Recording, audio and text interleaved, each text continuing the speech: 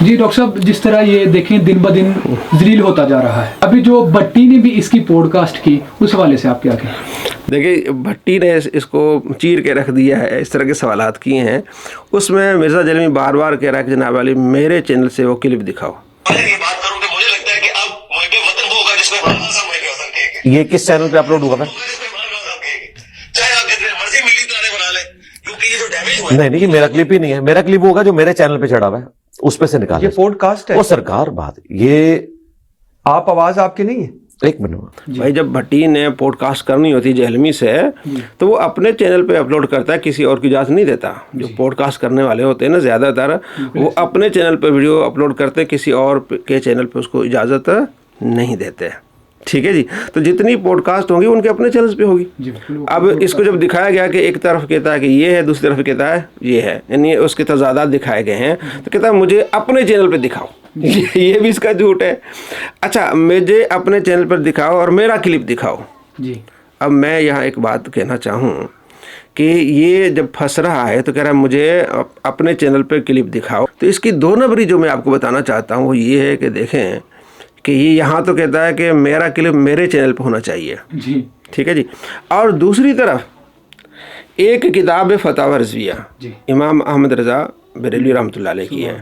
دوسری کتاب ملفوظات اعلیٰ حضرت. ٹھیک ہے. ملفوظات کا حوالہ دے کے کہتا ہے کہ امام احمد رضا لکھتے ہیں. اچھا، لکھتے ہیں یہ بھی کہتا ہے. یار کمال ہے اتنا. وہ ان کی ملفوظ یہ ہوتا ہے کہ آپ کے بارے میں کوئی چیزیں جمع کی جائیں. اس میں سچ بھی ہو سکتا ہے، اس میں جھوٹ بھی ہو سکتا ہے. اچھا، ایک واقعہ آپ کے بارے میں اس میں لکھا ہوا ہے اور آپ کی کتاب میں اس کو الٹ لکھا ہوا ہے، تو کس کو ماننا چاہیے؟ جو آپ کے ہاتھوں سے کتاب لکھی گئی ہے. اچھا، کہتا دیکھو جی ہم تو مانتے ہیں ایاک نعبد و ایاک نستعین، اور یہ دیکھیں یہ کہتے ہیں خدا کو نہیں مانتے، اور یہ یا جنید کہتے ہیں. کہتے ہیں ملفوظات میں اعلیٰ حضرت نے لکھا ہے کہ جناب علی ایک شخص دریا پار کر رہا تھا، ساتھ میں جنید بھی تھے. تو جب وہ اللہ اللہ کہنے لگا تو جنید نے کہا تو پہلے جنید تک نہیں پہنچا، پہلے یا جنید کہے، پھر جو ہے وہ اللہ اللہ کہے. کہتا دیکھو جی ہم تو کہتے ہیں ایاک نعبد و ایاک نستعین، اور یہ جو ہے انہوں نے تعلیم ان کے بزرگوں نے یہ دی ہے کہ جناب علی یہ خدا کو نہیں مانتے اور بزرگوں کو پکارتے ہیں. حالانکہ اسی واقعے کے حوالے سے اعلیٰ حضرت کا یہ افتراء جھوٹ ہے. اعلیٰ حضرت نے اپنی جو کتاب فتاوی رضویہ اس میں لکھا ہے کہ جھوٹ ہے، یہ واقعہ اس طرح نہیں ہے.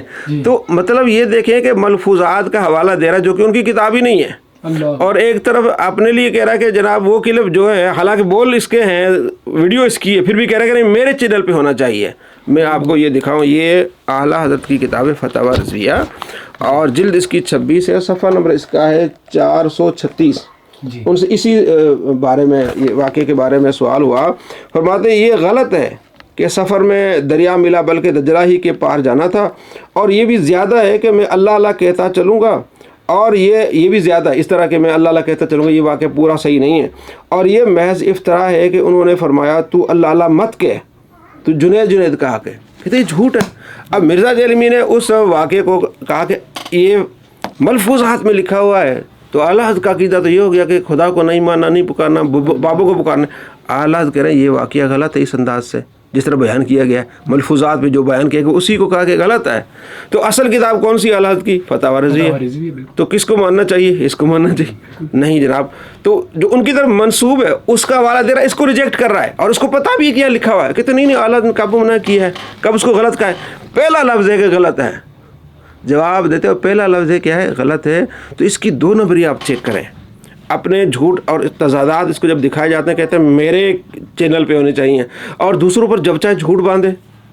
کہتے ہیں شمع شبستان رضا اعلیٰ حضرت نے لکھی ہے، وہ اعلیٰ حضرت کی کتاب ہی نہیں ہے.